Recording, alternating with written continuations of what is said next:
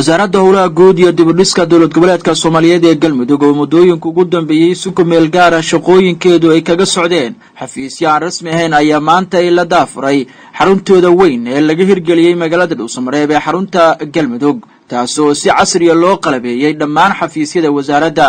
wasiirka wasaaradda howlaha guud iyo dibadhiska Galmudug injineer Mahad Cabdilaahi Xuseen iyo madaxa xukuumadda Galmudug Sheekh Maxamed Shaakir Cali Xasan ayaa si wada jir ah u kormeeray dhammaan xafiisyada waxaana intaa kadib uu madaxa xukuumadda iyo wasiirku waxay si wada jir ah xarigga uga wada jareen xaruntan cusub ee wasaaraddu yeelatay.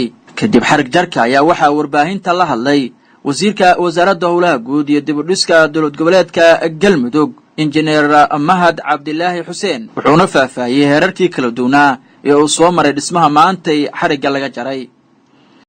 shacabweynaha reer Galmudug waxaan ugu bishaaraynayaa ogeysiinayaa maanta in la furay xaruntii wasaaradda howlaha guud iyo guryeynta Galmudug.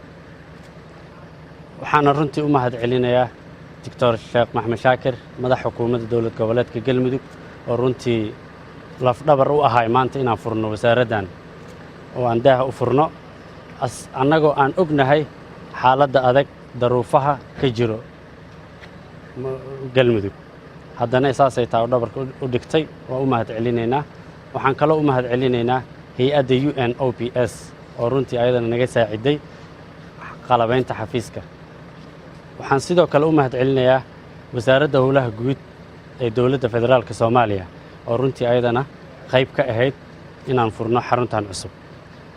runtii waxaa lama ilaabaan ah shaqaalaha wasaaradda oo runtii hiil iyo howlba la garab taagnaa wasaaradda in aan saaka furno. madaxa xukuumadda Galmudug Sheekh Maxamed Shaakir Cali Xasan ayaa ku bogaadiyay howlaha kala duwan ee wasaaraddu ay deegaanada Galmudug ka hayso wuxuuna u sheegay in loo baahan yahay wasiirka iyo howlwadanada guud ahaan wasaaraddu inay dardar geliyaan dhammaan sidii xarumihii ay wasaaraddu lahayd looga wada furi lahay deegaanada dowlad goboleedka Galmudug. aadan ugu faraxsanahay waxayna tilmaamaysaa sida maalanba wasaaraddu ay u dadaashay dadaal dheeraad ay ugu bixisay sidii xafiiskan cusub ay ugu soo guuri lahayd oo shaqadeeda ay ugu wadan lahayd. runtii waxa weeye wasaaradaha oo dhan ayaa hadda ogtihiin sida ay qolo walbaahiba maalmo isdaba jooga weliba xafiisyadooda ay hadda ku shaqaynahayaan ay u cusboonaysanayaan oo meelo cusub ay u degahayaan.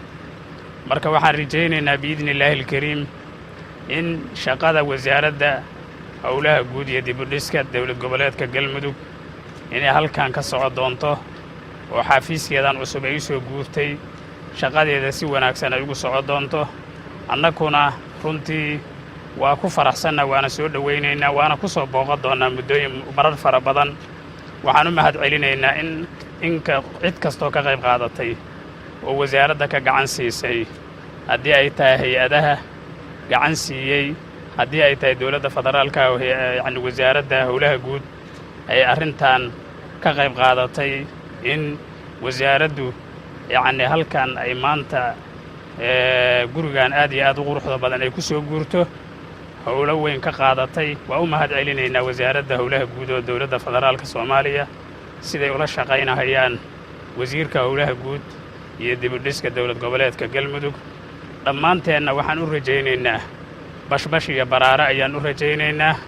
wasaaradaha kale ayakana waxaan u rajaynaynaa sidaasoo kaleeto waa kuwa dhiman weeye. wasaaradda howlaha guud iyo dibadhiska Galmudug ayaa muddooyinka ugu dambeeyaba waday qorshayaal xooggan oo wax badan looga qabanayo deegaanada Galmudug ay qayb ka tahay diyaarinta naqshadda magaalooyinka Galmudug 10 sano ee soo socota waxaana si rasmi ah maantaba u shaqo bilaabay xarunta wasaaradda. in badan oo ka mid ah wasaaradaha dowlad goboleedka Galmudug ayaa xafiisyo waaweyn oo si casri ah loo qalabeeyay looga daafuray magaalada Dhuusamareeb waxaana weli soconaysa dhismayaal kala duwan oo loo dhisay wasaaradaha.